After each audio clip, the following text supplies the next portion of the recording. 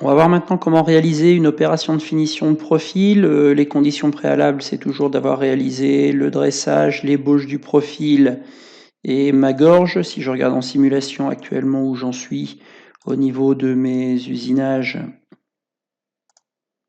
voilà, j'en suis là. Donc on voit bien le vert de l'outil numéro 2.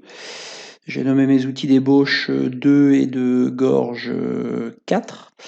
Donc on va pouvoir passer à la finition. Alors je positionne ici sur gorge et je vais faire ici une finition de profil. Alors là pour le coup c'est bien une finition de profil. EXT comme extérieur, je valide. Et ici je vais retrouver quoi? Je vais partir d'ici, je vais prendre ça, ça, ça.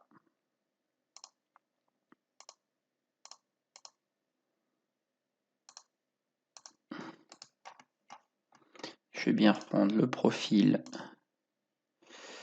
de la pièce comme ceci. Alors là, il ne va pas pouvoir y accéder à la surface, étant donné que je pars comme ça. On peut le sélectionner, on va voir ce qu'il va nous mettre, mais je pense qu'il devrait être embêté pour y arriver. Donc, à la rigueur, on va le laisser, on va voir ce que ça donne. Donc là, j'ai bien sûr plus de surépaisseur. Je rebascule sur le premier onglet, je suis plus en frontal, je suis à l'extérieur de la pièce. Cette fois-ci, je travaille bien en longitudinal, je pars de devant, mes contournages optimisés en circulaire.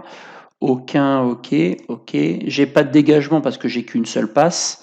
Tout est bien écrasé à 0 ici. Il faut que j'aille créer mon outil. J'avais mis T2 et T4. Donc là, celui-ci, je vais l'appeler T3. Il me reste un emplacement libre entre les deux. Le numéro d'outil, ça sera du 3. Et donc, je vais créer mon nouvel outil. Ici, mon outil T3, ça va être un outil de finition. Alors, j'ai pas de caractère particulier. Donc, je vais prendre un qui permet de monter du 55 degrés. Du 55 degrés, j'en ai là ici. Et je suis avec du 16-16 depuis le début. Donc, je vais prendre ceci. OK. Ma compensation, je serai toujours avec une plaquette ici montée en P3. Donc ici, si c'est mon outil, je valide mon 3 ici. Je vais chercher une plaquette à 55 degrés pour de l'aluminium, une plaquette à 55 degrés pour de l'aluminium. Clac, j'en ai une ici. Et mon outil, il est créé. Donc ici, je valide en P3 ici et je rebascule dans le premier onglet, premier sous-onglet, le P3. Les compensations sont bien gérées. Ici, je coche, je décoche. Je suis bien en finition à 400 mètres. Je coche, je décoche. Je sélectionne la vitesse d'usinage. CTRL-C, CTRL-V, CTRL-V, CTRL-V. Je recoche. Entrée-sortie. Alors, j'ai dit qu'ici, j'allais travailler de l'avant. Donc, je vais travailler ici de la droite vers la gauche. Donc, en approche, je vais partir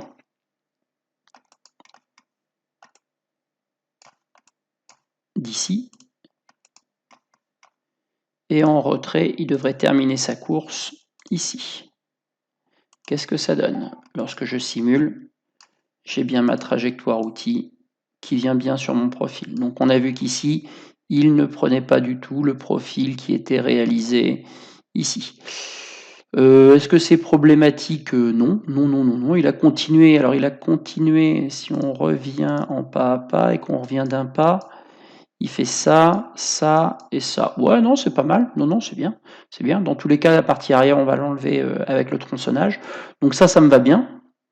Si on le visualise maintenant en mode caméra, je rembobine, je passe en continu et je fais play. Mon ébauche, ma gorge et ma finition. J'ai pas de couleur qui traîne ici, donc je suis bon. Ma finition est terminée. Je valide par OK, je vais post-processer. Exécution. Je vais dans mon dossier de sauvegarde. Finition de profil. Et là, j'ai bien créé mon fichier, bloc-notes, ouvrir. Je vais à la suite de ça, c'est mon outil à gorge, donc c'est pas là. Finition de profil. J'ai bien un changement d'outil, T3, D3.